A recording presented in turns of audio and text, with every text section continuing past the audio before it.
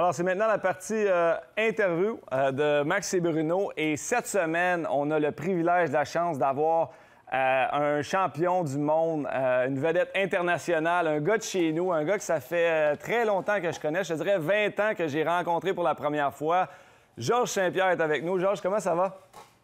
Bonjour les gars, ça va bien, vous? Ça va super bien, super bien. Très bien. Merci de prendre le temps aujourd'hui. Premièrement, Théo, qu'est-ce que tu fais aujourd'hui? Parce qu'on te suit sur les réseaux sociaux, on voit, on dirait que tu fais mille et une affaires. Qu'est-ce qui occupe ton temps présentement? Bien, pour le moment, comme tout le monde, hein, tout est fermé. Alors, je fais tous mes trucs de business via Zoom. Je m'entraîne, mais je m'entraîne dans ma piscine. Je m'entraîne aussi dans les parcs.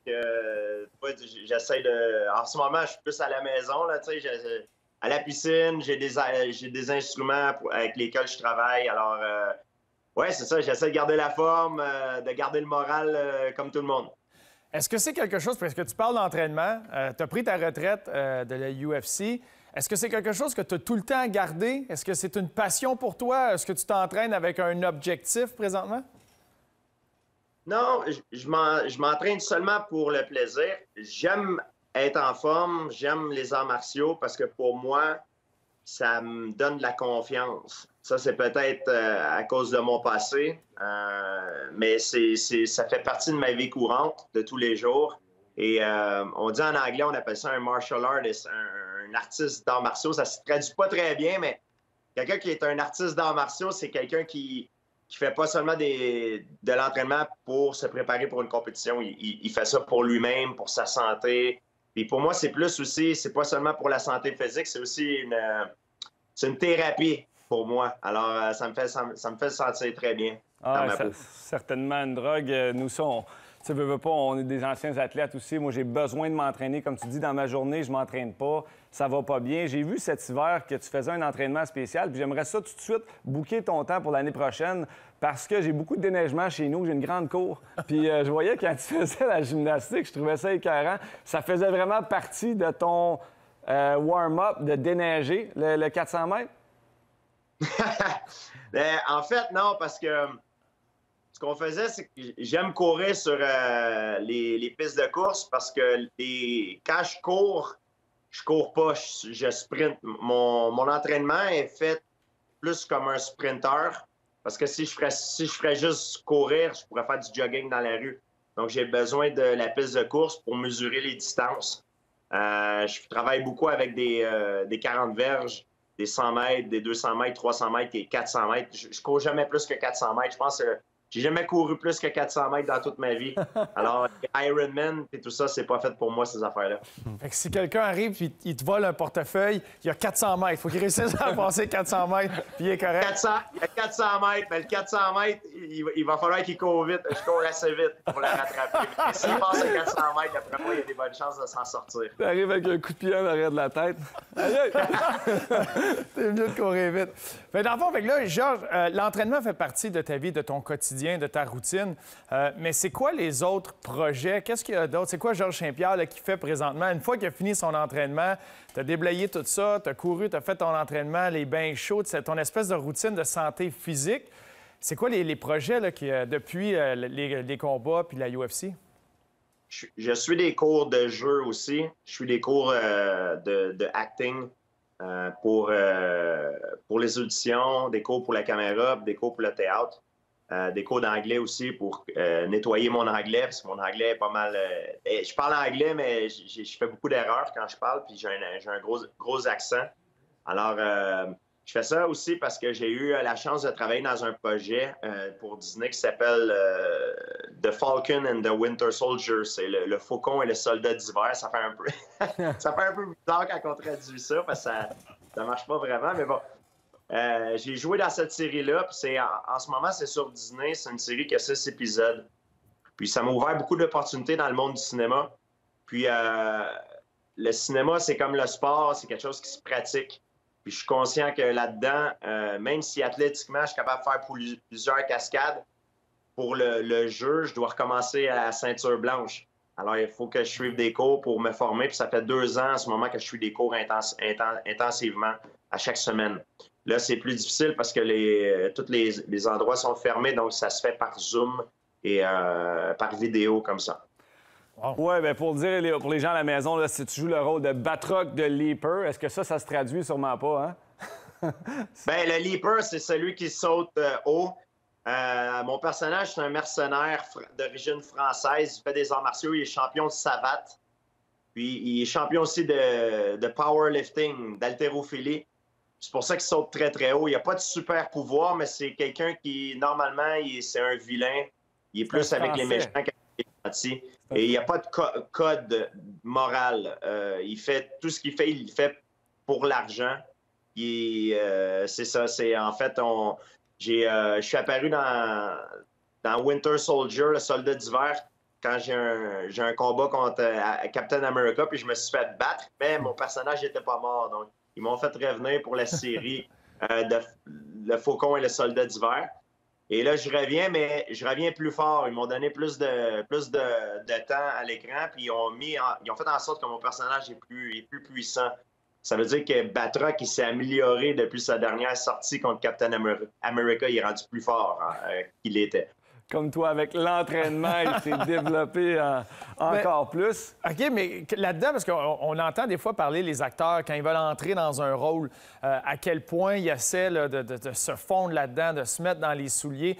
Est-ce que tu fais ce travail-là aussi, de visualiser puis d'essayer de... Tu te promènes chez vous puis tu te prends pour lui un peu pour justement incarner ton personnage comme il faut? Bien, peut-être pas à ce point-là, mais ce que je peux vous dire, c'est qu'il y a beaucoup de ressemblances entre le sport que je fais et un acteur. Parce que moi, j'ai joué toute ma vie. Toute ma vie, quand je marchais vers l'octogone, j'étais effrayé, extrêmement inconfortable, puis j'avais peur. Par contre, je laissais sous-entendre dans mon apparence physique que j'étais excité d'être là, j'étais content, j'étais heureux, puis j'inspirais la confiance. Donc, je jouais toute ma carrière. De la même façon aussi, à l'entraînement, quand on se prépare pour un combat, on fait plusieurs répétitions de différents scénarios qui peuvent arriver dans le combat. Mais par contre, quand on arrive dans le combat, on se rend compte très rapidement que notre adversaire n'est jamais comme on pensait qu'il était, toujours différent. Dans le jeu, c'est la même chose. On peut préparer une scène autant de fois qu'on veut. Mais quand on arrive sur le plateau, on se rend compte que la réaction des acteurs avec qui on joue, elle peut être différente. Aussi que le décor est différent, alors ça change tout. Je pense vraiment que les meilleurs athlètes, les meilleurs acteurs, c'est un peu comme Bruce Lee disait. Il faut être comme de l'eau. Be like water, my friend. C'est ceux qui arrivent à s'adapter à toutes les situations.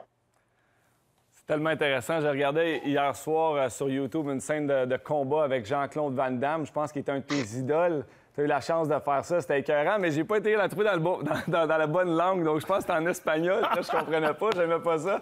Mais c'était écœurant. Qu'est-ce que tu aimes le plus de cette nouvelle passion, nouvelle carrière-là? Puis qu'est-ce que tu peux trouver qui est le plus difficile quand tu arrives sur un set de tournage?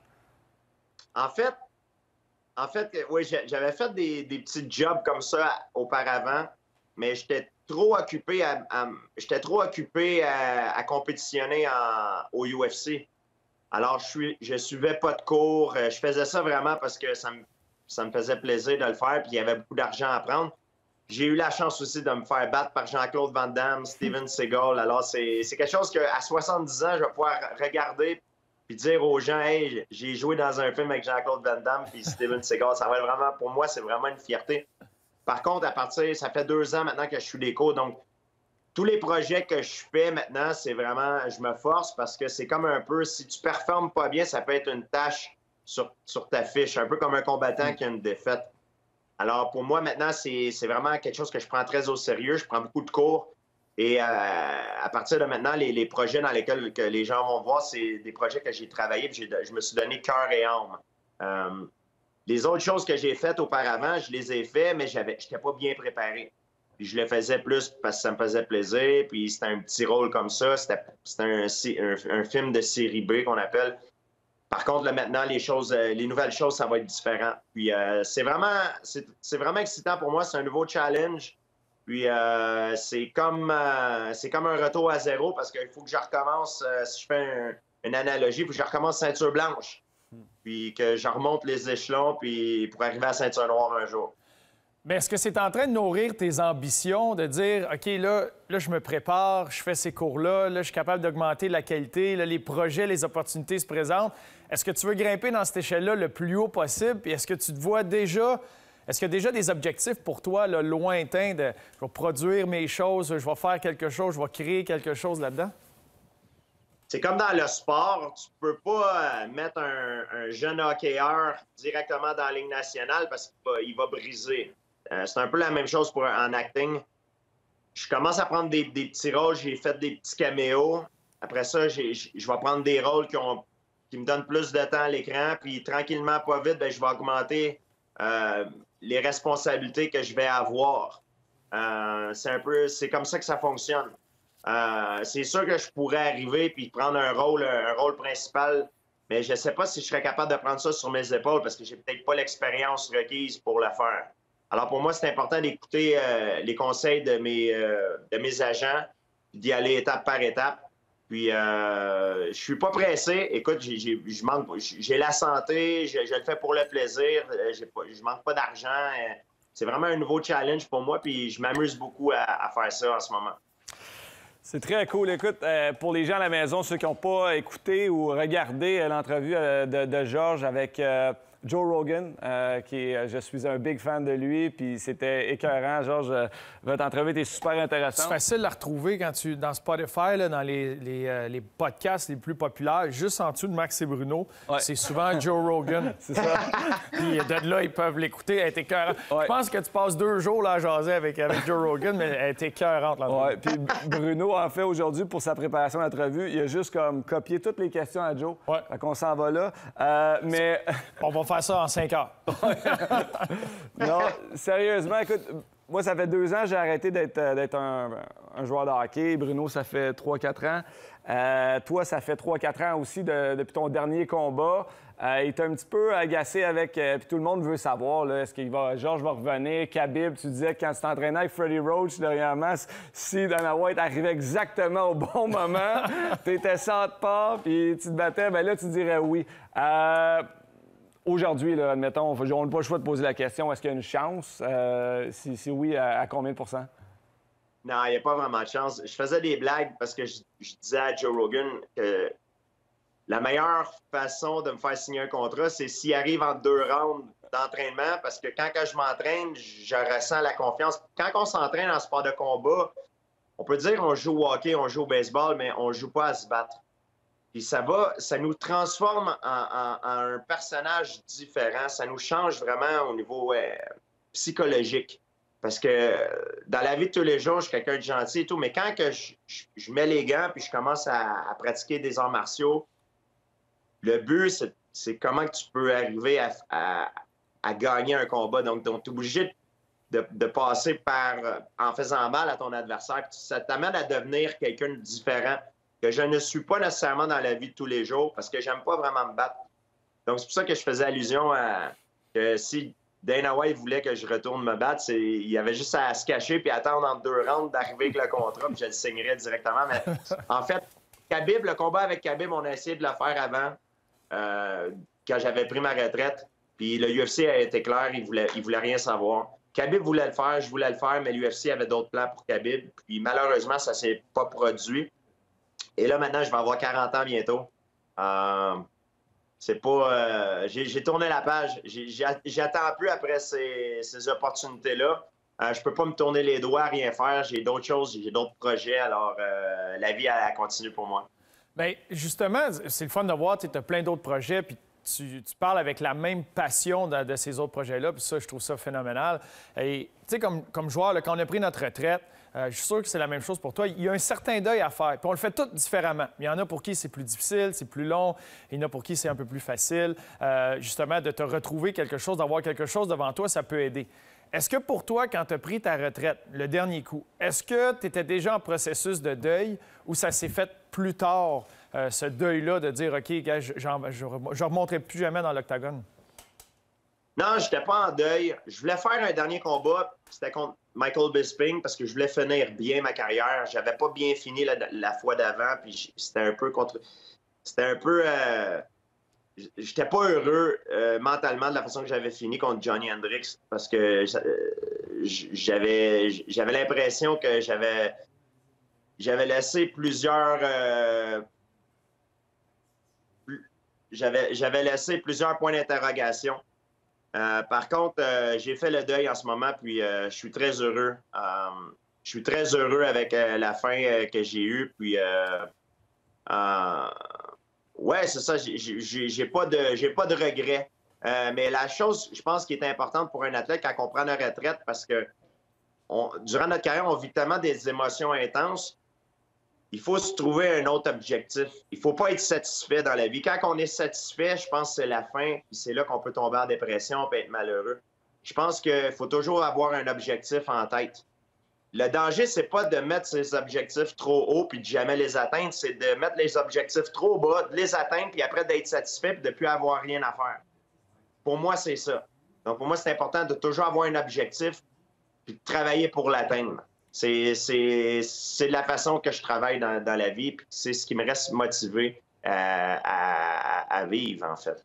Est-ce que tu t'es donné la chance de faire des choses que peut-être tu pouvais pas faire lorsque tu combattais? Est-ce que tu t'es trouvé des nouvelles passions qui occupent ton temps ou c'est vraiment plus, admettons, on te voit beaucoup faire de la business, des associations pardon, avec différents là, produits comme Hydro Révolution, Bet99, des produits de CBD. Est-ce que ça occupe ton temps et ça te passionne? En fait, le but ultime, je pense, de ma vie, que j'ai toujours rêvé d'avoir, c'était un peu la liberté. Je pense sincèrement qu'on n'est jamais libre à 100 %. On travaille toujours pour quelqu'un. On a toujours des responsabilités. C'est impossible d'être libre à 100 %, mais je pense que le but pour moi dans la vie, mon but personnel, c'était d'acquérir une certaine liberté du fait que je peux faire ce que je veux à peu près avec qui je veux puis à peu près quand je veux. Donc, j'ai acquéri ça. J'ai une liberté au niveau de la santé. Je suis en santé. Au niveau monétaire, j'ai de l'argent. Je peux partir n'importe où, n'importe quand, avec qui je veux. J'ai l'argent pour le faire, puis ça ne me dérange pas de le faire. Puis je peux faire ce que je veux avec qui je veux. Puis ça, pour acquérir cette liberté-là, c'est pas donné à tout le monde. Il a fallu que je travaille et que je fasse beaucoup de sacrifices. Pour moi, ça a passé par les combats. Puis j'ai acquéri ça. Mais pour acquérir ça, j'ai fait plusieurs choses que j'aimais pas faire. J'aimais m'entraîner et tout, mais j'ai jamais aimé me battre. Mais il fallait que je le fasse pour passer. C'était un sacrifice que je devais faire pour pouvoir un jour acquérir cette liberté-là. Là, c'est sûr que je suis à la retraite et tout, mais pour me garder motivé, je me fixe d'autres objectifs. Puis là, maintenant, c'est avec le jeu. Puis c'est comme ça que je vois la vie un petit peu. C'est pour ça que souvent, je vois des gens qui sont plus jeunes puis qui en arrachent, mais je leur dis, le but, en fait, la raison pour laquelle tu en arraches, c'est un jour, tu veux avoir une liberté. Mais que tu sois n'importe qui dans la vie, il faut que tu passes par ce processus-là pour atteindre cette liberté-là un jour que tu peux avoir. Bien, tu dis, puis je veux peser un peu là-dessus, parce que moi, j'ai joué avec des gars, mettons, j'ai joué à une époque où c'était plus fréquent d'avoir des toughs, des durs à cuire, des gars qui jetaient les gants. Puis j'ai joué avec des gars qui aimaient ça, qui étaient là parce qu'ils adoraient se battre. Puis j'ai joué avec des gars qui comprenaient, qui détestaient se battre, mais qui savaient que c'est la façon qu'ils pouvaient être dans l'équipe, c'est la façon qu'ils pouvaient monter, augmenter. Puis un peu comme tu dis, le lien avec ça, de créer cette flexibilité-là, cette liberté-là. Le fait que c'était dur pour toi, tu sais, que tu n'aimais pas ça, te battre, puis t'en parlais tantôt, tu descendais vers l'octogone, puis c'était la peur, puis... Comment tu as appris à gérer ça?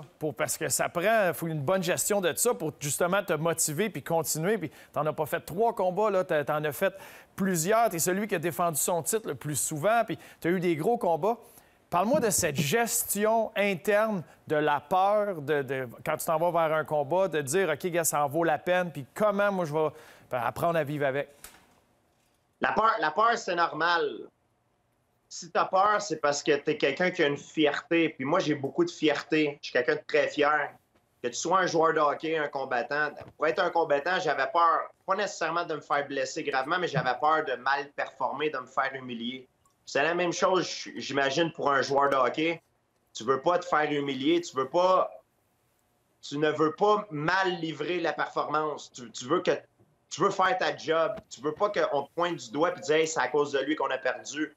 Que ce soit dans n'importe quoi, c'est normal d'avoir peur. Le monde, des fois, ils ont peur de dire qu'ils ont peur.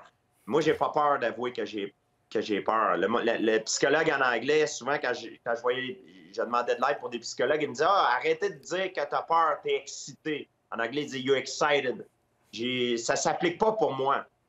Je suis pas excité. Je suis excité s'il fait moins 20 à Montréal, puis je sais que la semaine prochaine, je m'en vais en vacances à Miami, dans le sud, à la plage. Je suis pas excité d'aller me battre dans une cage en ne sachant pas si je vais me faire blesser gravement et me faire humilier. Ça, je suis pas excité, j'ai peur. Puis je pense pas qu'il y a rien de mal à avoir peur. La peur, en fait, je me suis rendu compte avec le temps, je pensais qu'à un moment donné, quand j'étais plus jeune, je me disais que c'était pour partir. Puis avec le temps, j'étais pour devenir plus courageux. Mais je me suis rendu compte que la peur, elle s'en va jamais. Puis au contraire, c'est de pire en pire parce que chaque événement est de plus gros en plus gros quand tu as du succès. Alors, la peur, pour moi, la peur, c'est mon ami. La peur, elle m'aide à avoir un meilleur temps de réaction. Elle m'aide à être plus concentré. Elle m'aide à être plus explosif aussi. La peur, c'est comme le feu. Tu peux utiliser le feu pour cuire ton repas, pour manger, mais aussi tu peux te brûler avec. C'est important d'utiliser la peur de la bonne façon. Puis la peur, c'est ton ami. C'est sûr qu'à long terme, ça peut avoir des effets négatifs sur ta santé, parce que le stress, c'est pas bon. Mais je pense que tout dans la vie, pour que tu aies une amélioration, il faut que tu aies un stress.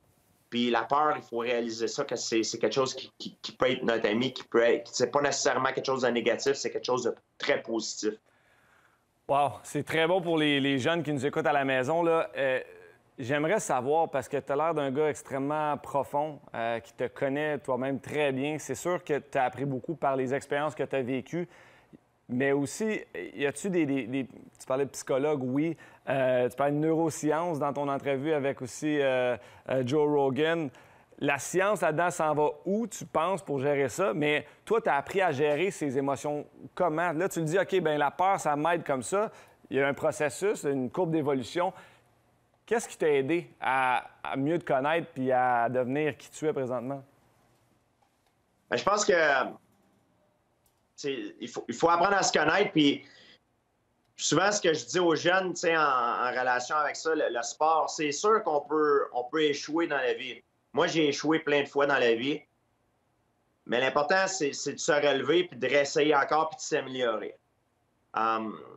Souvent, je me fais arrêter dans la rue, souvent par des parents avec leurs enfants, puis ils me disent « Hey, Georges, ça, c'est le futur champion du monde. As-tu un conseil à lui dire? » À chaque fois, je les choque quand je leur dis ça, parce que je regarde le jeune, puis je lui dis « Hey, tu vas à l'école, toi? » Il me dit « Oui. » Je dis, ben, sois bon à l'école, puis étudie, puis fais tous tes devoirs. C'est ça qui est le plus important. Puis les parents sont surpris parce qu'ils veulent que je leur donne des conseils reliés au combat.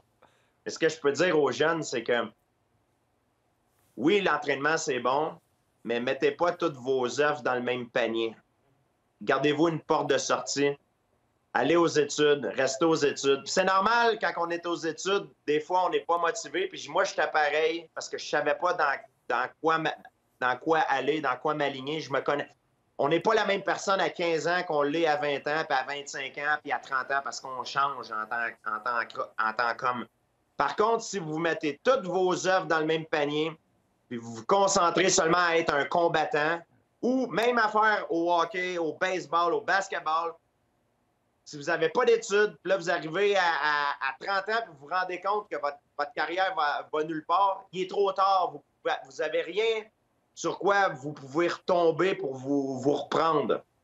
Donc, ce que je dis aux jeunes, c'est que oui, c'est bon faire du sport, des arts martiaux, jouer au hockey. Votre but, c'est d'essayer d'être dans la Ligue nationale. Allez-y, puis allez-y à fond. Par contre, gardez-vous une porte de sortie. Restez aux études. Même si c'est quelque chose qui ne vous passionne pas, qui n'est pas votre choix numéro un, mais peut-être qu'un jour, vous allez vous développer une passion pour laquelle, en ce moment, vous ne connaissiez pas. Puis c'est ça qui est important, je pense, d'avoir une assurance. Faites du sport, mais il y en a comment du monde? Il y en a comment des Maxime Talbot? Il y en a comment des Georges Saint-Pierre, des Bruno, tu sais, il y en a comment qui réussissent à aller dans la Ligue nationale, à aller au UFC? C'est très, très rare. Je sais que vous pouvez en parler, vous autres aussi. C'est la même chose en arts martiaux mixtes puis au hockey. Moi, c'est un film, je connais ce film-là, je l'ai vu plusieurs fois, puis malheureusement, pour la plupart du temps, ce film-là que j'ai vu d'un jeune qui veut qui va être professionnel dans son sport, ça n'a pas une bonne fin. Donc, les chances de réussite sont extrêmement minces. Mais par contre, ça ne veut pas dire que tu ne vas pas réussir. Si tu fais les sacrifices, puis tu travailles fort, puis tu as le talent, puis tu es chanceux, peut-être que tu vas y réussir. Mais garde-toi une assurance. Reste aux études. C'est ce que je conseille aux jeunes qui nous écoutent. Et c'est un conseil judicieux, excellent conseil. Puis moi, je veux savoir, Georges, parce que là, tu parles, puis on parle de succès. Il y a beaucoup qui vont regarder là, ta page Wikipédia, puis ils vont parler le succès. Georges Saint-Pierre, temple de la renommée pour ce qui est des arts martiaux. Toutes les ceintures que tu as eues, c'est facile, c'est un titre, ça flash. Puis des fois, on va lier ça au succès. Mais si je te pose la question à toi, Georges Saint-Pierre, c'est quoi pour toi le succès? C'est quoi le la legacy là, que tu laisses de Georges Saint-Pierre? Puis tu dis, hey, j'ai réussi parce que ça, c'est du succès. Moi, ma vie, en fait, le succès, oui, de ma carrière professionnelle, c'est bien, j'ai eu des titres et tout. Mais ma vie professionnelle, à comparer de ma vie privée, là, elle est rien. Ma vie privée est 1 million de fois mieux que ma vie professionnelle. Ma vie privée, je la garde toujours privée. Mais la vie professionnelle, la raison pour laquelle j'ai eu une vie professionnelle, en fait, c'est pour acquérir une certaine liberté. Moi, je l'ai fait en passant par le combat parce que j'avais un talent là-dedans, puis j'ai travaillé fort, puis c'était ma passion. Il y en a qui le font avec le hockey, il y en a qui le font que c'est des ingénieurs, il y en a qui le font que c'est des professeurs, il y a différentes façons d'y arriver.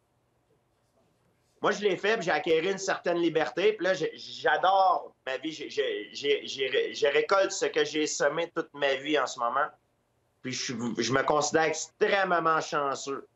Extrêmement chanceux.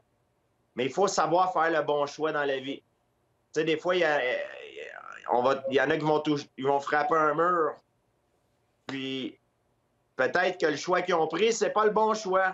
Ou peut-être aussi qu'ils travaillent pas assez fort, puis qu'il faut qu'ils travaillent plus fort, ou tu comprends? C'est pour ça que pour moi, tout ce que j'ai fait dans ma carrière, dans ma vie, c'était en fait pour obtenir ce que j'ai en ce moment, c'est avoir une liberté, peu importe ce qui est ton but dans la vie, tu vas avoir une famille, tu vas avoir des enfants, tu vas avoir une grosse maison, une certaine autonomie financière. Mais il faut que tu fasses des sacrifices pour arriver là. Puis moi, j'avais un but dans la vie, puis j'ai fait des sacrifices pour y arriver, puis maintenant, je suis très, très heureux. Puis c'est important aussi d'être heureux de ce qu'on a accompli, mais je pense aussi il faut toujours se garder motivé, avoir un but, faire quelque chose, ne jamais être satisfait dans la vie. Parce qu'un coup que tu es satisfait, ben là, c'est que tu t'assois et tu es prêt à mourir. Moi, je suis pas satisfait. Je suis heureux de ce que j'ai, mais je me fixe toujours des nouveaux objectifs. Puis, comme je disais avant, que je les atteigne ou non, c'est pas ce qui est le plus important. C'est toujours d'avoir un objectif puis d'essayer de s'améliorer en se rapprochant de cet objectif-là. La satisfaction, c'est la mort du désir. Satisfaction That's is death of Exactement. desire en anglais. Dans Californication, il disait ça, c'était excellent. Un excellent TV show en passant. Écoute, encore là, je veux revenir moi sur ton côté, parce que là, tu nous parles, puis j'ai le goût d'aller... Pas j'ai le goût d'aller me battre, j'ai le goût d'aller jouer une game, tu sais. Ah ouais, let's go! Mais tu sais, tu m'amènes beaucoup de motivation, des émotions, comme quand je jouais, comme un entraîneur. Inspirant. Ouais, inspirant. Côté...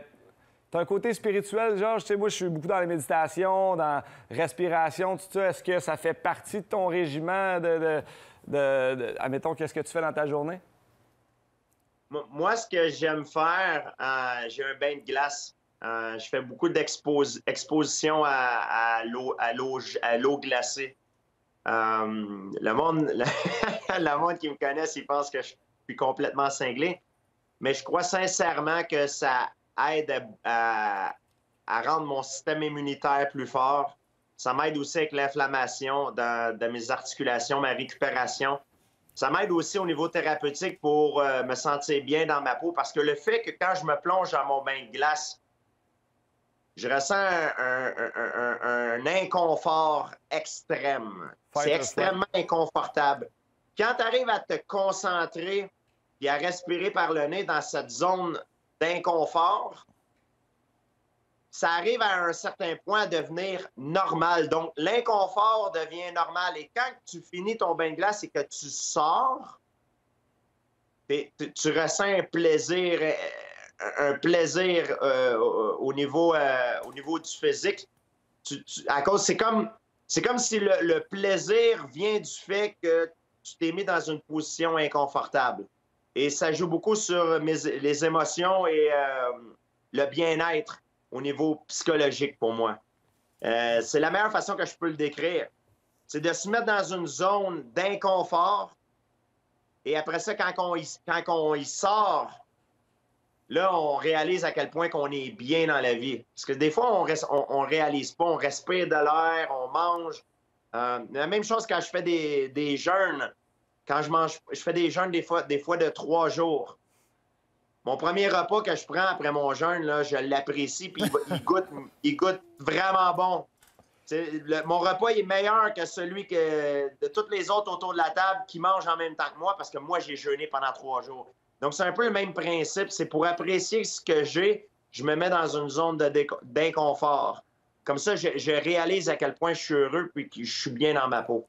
Écoute, je suis au milieu d'un jeûne de 3 jours présentement. Alors, je te comprends. Et j'ai un bain de glace chez nous. Et c'est être confortable dans un état inconfortable. Et ça te rend plus fort. Comme tu dis, ça donne confiance beaucoup. Là. Mais le lien se fait directement parce que tantôt, tu parlais que c'est bon le stress. Puis ça, c'est des stress, que ce soit un entraînement intense ou un bain de glace, ou c'est des stress que tu amènes à ton corps, mais des petits courts stress qui font réagir. Puis là, tu parlais ça booste le système immunitaire.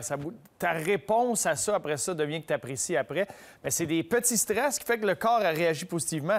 Ce qui est néfaste du stress, c'est quand c'est sur le long terme. Oui. Exactement. Et tout stress crée une amélioration. Quand on va dans le sauna ou quand on va dans les bains de glace, tu as des heat shock protein, tu as des cold shock protein. Puis ça, maintenant, ils savent, les études ont prouvé que c'est très, très bon pour le corps. Alors, tu as des effets bénéfiques aussi. Quand tu vas dans l'eau, quand tu fais une immersion à l'eau glacée, tu brûles des tissus bruns, des brown fatty tissues. Donc, ça brûle des gras aussi qui sont très difficiles à brûler quand tu fais un workout. Alors, tu as plein d'avantages à ça, de te mettre dans une situation de stress. C'est la même chose quand on lève des poids, on fait des poids et haltères, on crée un stress sur notre corps pour que notre corps s'ajuste et s'améliore. On crée de la masse musculaire. Alors, c'est un peu comme ça que ça fonctionne, le corps. Le stress fait partie de notre vie et de notre environnement. Écoute, en début d'entrevue, Georges, tu parlais de la confiance. J'aimerais qu'on retourne un peu au début de ta carrière et même la raison pourquoi, pour les gens qui ne savent pas à la maison, pourquoi tu as commencé le karaté. Puis tu nous parles un petit peu de l'intimidation que tu as vécue en étant jeune, peut-être. Moi, j'ai commencé à faire du karaté, c'était pour un autodéfense. Parce que j'étais victime d'intimidation à l'école. J'étais très jeune, quand j'avais environ 6-7 ans, 8 ans, j'avais des problèmes à l'école. Au lieu de me concentrer sur ce que le professeur il racontait en avant au tableau, je pensais comment j'étais pour faire pour prendre mes cahiers, mon sac et sortir, me rendre à l'autobus sans me faire casser la gueule. Puis, ça a duré quelques années. Par contre, les arts martiaux, quand j'ai commencé à faire des arts martiaux, j'ai commencé par le karaté. Je suis devenu très, très doué, très vite, parce que j'aimais beaucoup ça. J'avais aussi des aptitudes physiques à ce sport-là. Et j'ai commencé à être très bon dans les compétitions. Je gagnais des médailles. Et le dojo où je m'entraînais, ça a été pour moi un des endroits où je me sentais le mieux parce que je me sentais en sécurité puis je me sentais valorisé aussi à cet endroit-là. Donc, les arts martiaux, ça a commencé par un autodéfense. Après ça, ça a été une passion. Et puis après, ça s'est transformé en business. Maintenant, c'est comme ça que j'ai gagné ma vie avec ça. T'as-tu déjà revu les gars ou les gens qui t'intimidaient à l'école? J'en ai déjà vu quelques-uns. Il y en a un que j'en ai vu, malheureusement pour lui, il demandait de l'argent au coin de la rue Sherbrooke-Saint-Laurent. Puis lui, c'était un jeune qui s'en prenait à moi dans l'autobus. J'avais des problèmes avec lui dans l'autobus. Il me frappait. Puis, quand on est jeune, puis on a environ 7 ans, puis il y a un autre jeune d'environ 10 ans qui s'en prend, il y a 3 ans de différence. C'est pas quand on est comme à l'âge adulte, puis il y a quelqu'un qui a 25 ans, puis l'autre a 28 ans. Là. Quand on est jeune, la différence est énorme à cause de la croissance. Donc, le jeune, il était plus fort que moi. Puis, il s'en prenait à moi dans l'autobus, puis je revenais souvent à la maison avec des graphings dans le visage à cause que je recevais des coups et tout. Puis, j'ai jamais rien dit à mes parents à part une fois. Une fois, mon père m'a pris sur le mur, puis il m'a dit « Hey, tu vas me dire qu'est-ce qui se passe, là? Pourquoi tu as des marques au visage? » Puis là, je lui ai dit qu'il y avait quelqu'un qui me frappait dans l'autobus.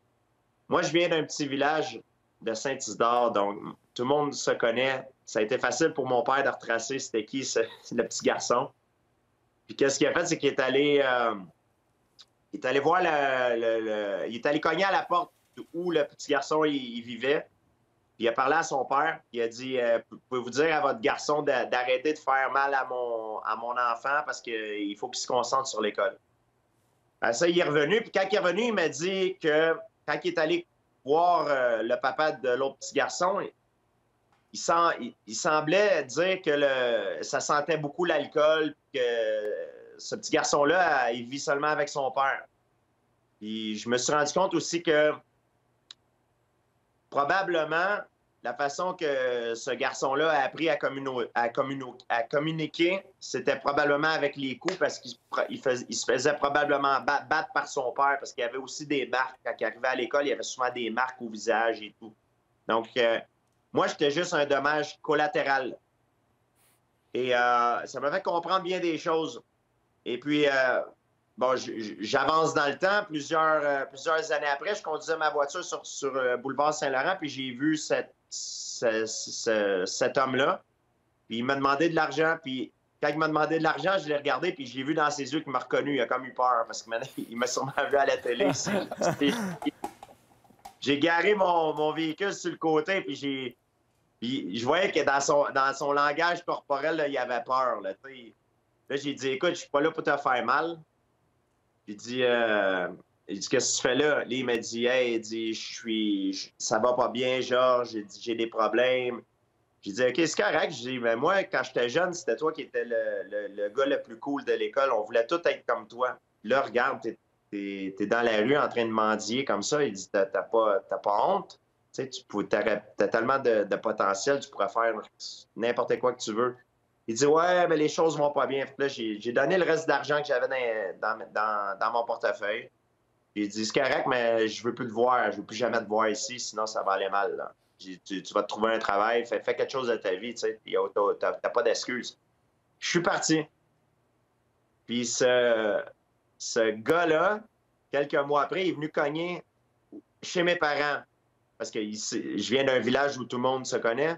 Parce qu'il savait d'où j'ai grandi, puis il voulait me parler. Mais mes parents ont dit, Georges, j'habite plus ici, ça fait des années. Et là, il m'a laissé un message. Il a dit, je voulais juste faire un message à Georges, comme quoi il m'a parlé, puis ça m'a motivé. Maintenant, j'ai un travail, puis tout va bien. Fait que maintenant, je suis vraiment content que tout aille bien. Mais il y a une mauvaise fin à cette histoire-là. Oh non! Il n'y a pas très longtemps, malheureusement, conduisait encore sur la route à un coin de rue, puis je l'ai revu encore demander de l'argent. Puis là, quand j'ai baissé la fenêtre, je disais, hey, qu'est-ce que tu fais là encore? Il dit, ah, ça va vraiment pas bien. Mais là, je n'y ai pas donné d'argent cette fois-là. Non, c'est ça. Il n'a pas compris de ses erreurs, hein? Oui, quand j'avais fait le podcast à Joe Rogan, cette fin d'histoire-là, c'était pas produite, mais. Aïe, aïe, aïe. Heureusement.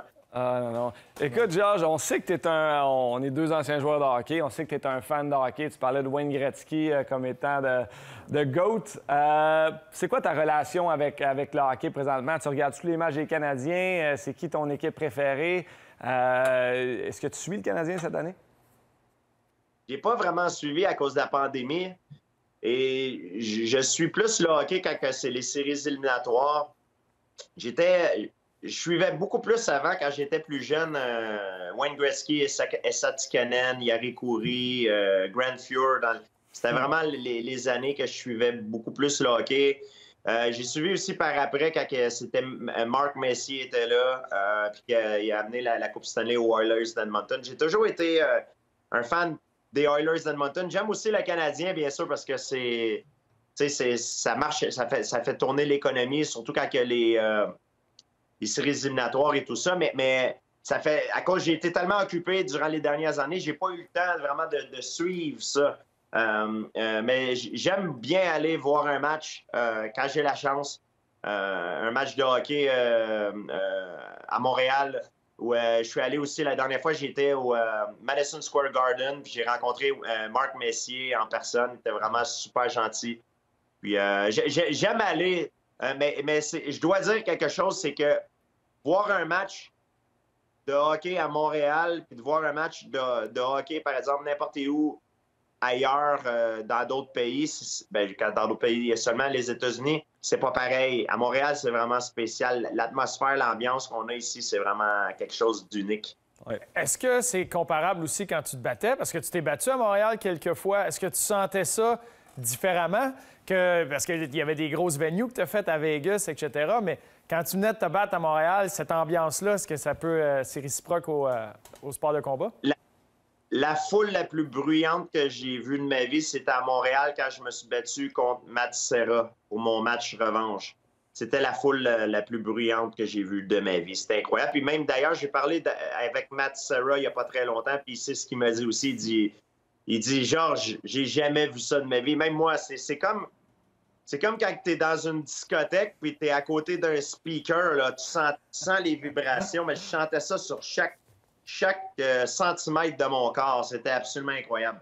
Ah ouais. Tu sais, il y a des dangers, veux pas, dans ton sport. On en parle au hockey de plus en plus, les commotions cérébrales.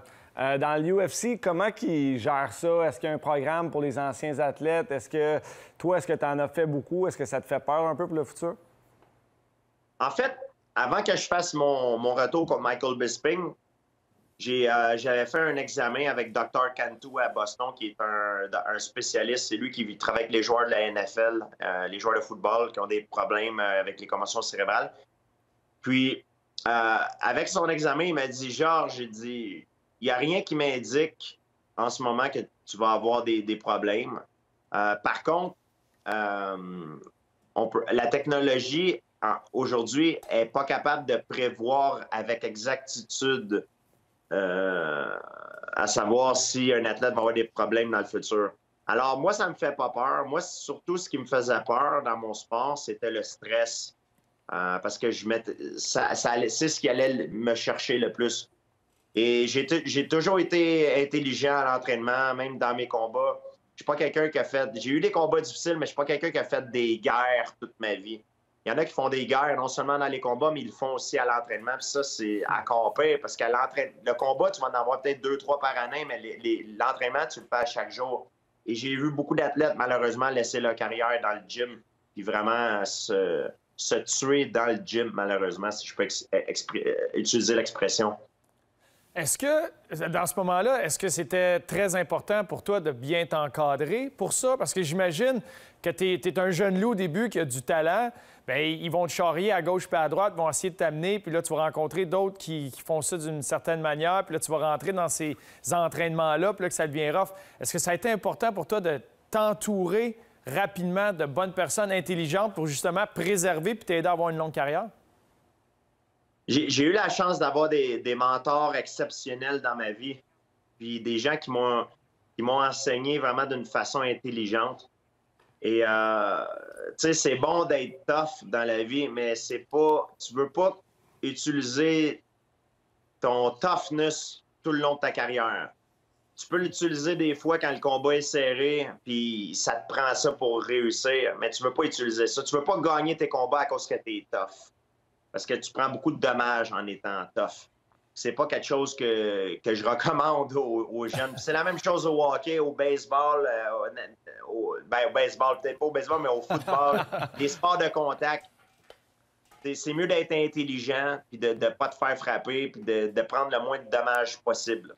Écoute, Georges, tu es tellement généreux de ton temps. J'en ai une dernière pour toi. Moi, si tu pouvais retourner dans le temps, mettons, Georges Saint-Pierre qui a 19-20 ans, puis tu avais la chance aujourd'hui d'aller parler à ton Georges Saint-Pierre de 20 ans, quel conseil tu lui donnerais? Je lui dirais de ne pas trop s'en faire avec les choses que je contrôle pas, de se concentrer seulement sur les choses que je peux contrôler et que tout va bien aller. Puis,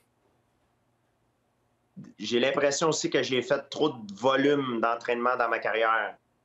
J'aurais fait peut-être moins de volume. Des fois, je me sentais brûlé psychologiquement parce que j'étais déjà brûlé physiquement. Alors, c'est une des choses que je changerais, c'est de peut-être faire moins de volume puis de me concentrer sur les bonnes choses sur lesquelles j'ai le contrôle au lieu de me concentrer sur des choses que je contrôle pas puis de me stresser avec ça.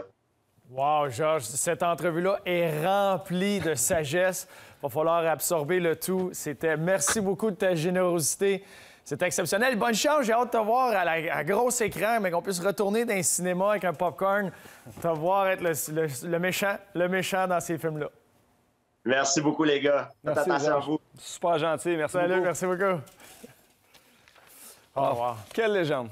Et puis, un peu en lien avec ça, quand tu parles de conseils, là, il parlait de sa gestion du stress avant ses combats dans l'entrevue avec Joe Rogan, puis il parlait à quel point il devenait stressé, puis là, il dormait pas les jours avant le combat, puis ça venait dur, puis il faut que tu sois en forme, il faut que tu sois bien reposé. Puis une des choses qui le calmait le plus, qui l'aidait, c'est qu'il embarquait dans un véhicule, peu importe il était où, à Vegas, où il allait avoir le combat quelques jours avant, puis il se promenait dans la rue. Puis juste aller voir le monde qui font leur commission, qui vont au travail, qui vont chercher les enfants à l'école, tu sais, le monde qui passe à leur vie normale, puis il se disait... À chacune personne, il voyait, elle dit, elle sort de la pharmacie, elle a fait ses commissions. Elle s'en fout si je gagne ou pas demain. C'est pas grave. Elle n'entendra jamais parler. Fait pour juste changer sa perception, dédramatiser ce qu'il est en train de vivre. Parce que des fois, quand tu es pris, tu as le nez dedans, tu vois ça tellement gros. Fait que c'était sa façon de reculer en arrière, de dire, wow, attends une minute. Eux autres, ils s'en foutent de tout. C'est de mettre les choses en perspective. Hein? Puis c'est ça. J'adore quand il parle aussi qu'il a fait du acting toute sa vie. Parce qu'il vivait avec une peur extrême avant d'entrer dans le ring. Mais là, il faut qu'il monte en façade. Moi, j'imagine toujours quand ils font la pesée officielle puis ils se serrent la main puis les deux sont un face de l'autre. Ouais. C'est sûr que les deux ils ont peur, mais tu les vois, ils sont de glace. Alors, c'est super intéressant. Écoute, Georges, ça fait, comme je te dis, 20 ans, là, je m'entraînais au même gym que lui. Dans le temps, c'était à Delsun, je crois, au Proform avec Marc Lambert. Puis, on a la chance de se côtoyer. Puis j'ai tellement toujours eu beaucoup de respect et je pense que tout le monde au Québec, c'est une fierté. Ce qui est encore... Puis j'aime de la façon qu'il le fait parce que c'est un combattant, mais c'est un gars qui est fier, c'est un gât qui est respecté à travers le monde. Et on lui souhaite vraiment la meilleure des chances pour ses... On a hâte de le voir au cinéma. C'est intéressant. Ah, mais c'en est un autre des produits québécois, des fois. Moi, je me rappelle parce que tu me parlais que tu t'entraînais avec lui. Puis quand il y avait un combat, on regardait son combat. Puis il était une vedette à Vegas, peu importe. C'était une vedette partout où il allait. Puis là, il revenait au Québec, puis personne ne le connaissait. C'est un produit on sortait, mettons, puis là, il était là, puis il prenait son verre comme exactement. Ah non, comme n'importe qui. Hein? Puis là, il s'en allait à Vegas, puis là, dans les rues, puis ça prenait la sécurité, puis ci, puis ça. C'est Georges Saint-Pierre, puis... Ici, il faisait ses commissions dépanneurs comme si rien n'était. Le connaissant, je pense qu'il aime mieux ça comme ça aussi. Ouais. C'est bien correct. Donc, merci beaucoup d'avoir été là. Ça a été super intéressant. Et la semaine prochaine, on a un autre invité de marque. On jase avec une autre légende, Martin Brodeur.